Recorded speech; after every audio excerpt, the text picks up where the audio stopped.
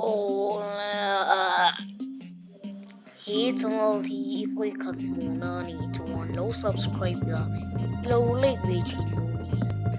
chuan hi channel la hian Minecraft kan kel chin do amin to the pro covel of the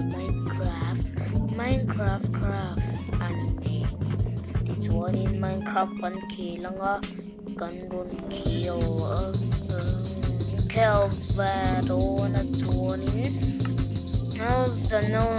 like no subscribe only chuanin ko balance ti mga thilpoi mo to hi karon soi chin do na thilpoi mo background soi tur kanilawa ai kilon so thilpoi mo baro se ka trong wak lem lawa nga chuanin kai ma hi mo Minecraft ay ka pro ma chuanin ka speed run do na mo Chima ay pun ka pro di so kinawin dun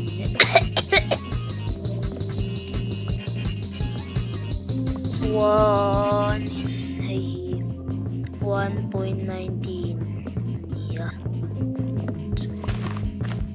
music carding may tempo sa team dun niya chuan ay 1.19 na niya the chuan video na chuan 1. GT kan tom todo na de ole ka pagsuka mana ole lito hey kudlong mangin ting stack cut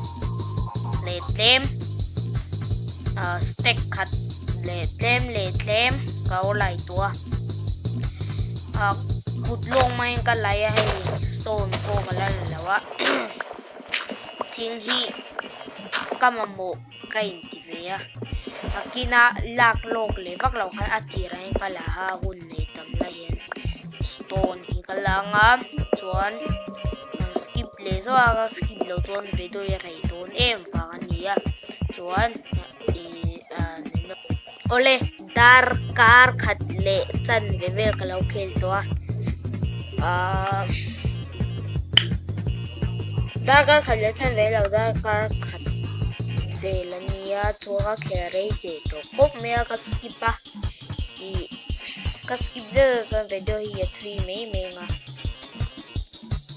pati dewa tu te kalau lako ma na jungle lain kalau lom sara yang masuk dilem lawa stone te kalau la kakal kola tu te kazong sara kina zun boy nga kan next one thil te ka mai na nga mase karon tilang vek lawa nga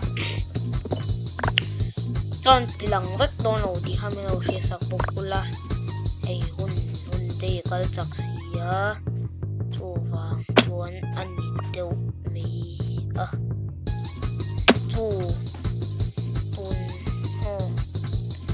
chuwang chunia mo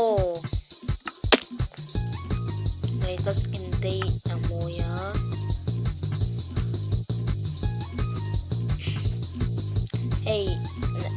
kahun zong daw to hi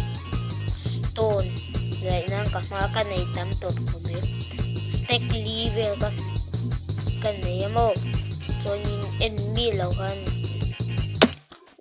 crafting table la kaluta thil ka law lavak ka chu hey tu na hey fur ka so item to la hey thil sum nang hi nia sa bo stack khat loi kane ka stone zong mang zo de ka stack ni ka slow siam tim je ka karin law den ka law met zara thil dang de ende stack chan level chu ka pai to mo hey stack khat thi na hang ka paya ka law dong le stone stack level ka ne to stack khat vel chu uli door kon ni chu kan thil nu ka ron le de to hey ka pickaxe level te ka chem te ka cm thar ve ka cm thar so vele ka ron record le aron te po ka law lan trawa ka stuff ma mo law thil no te ka paya tharlam ta din fel fa te ka ron le ni kalume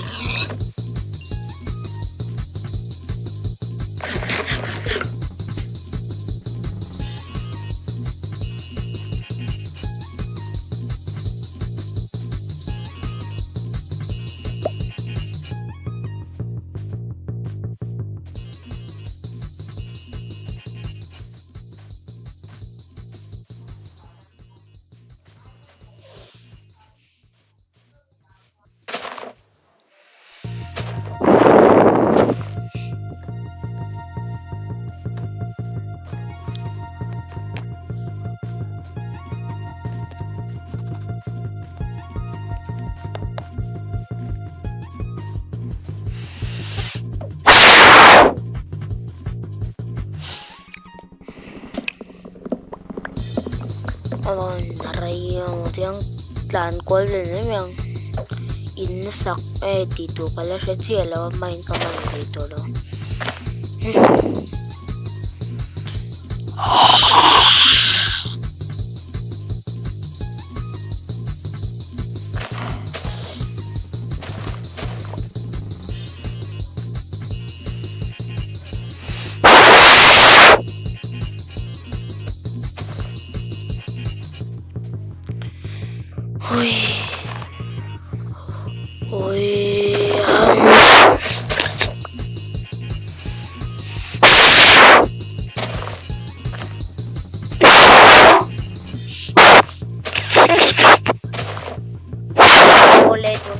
Katizong kani senek sa zon inte kalau sanga farm te kalau nei to nga chete kalau om to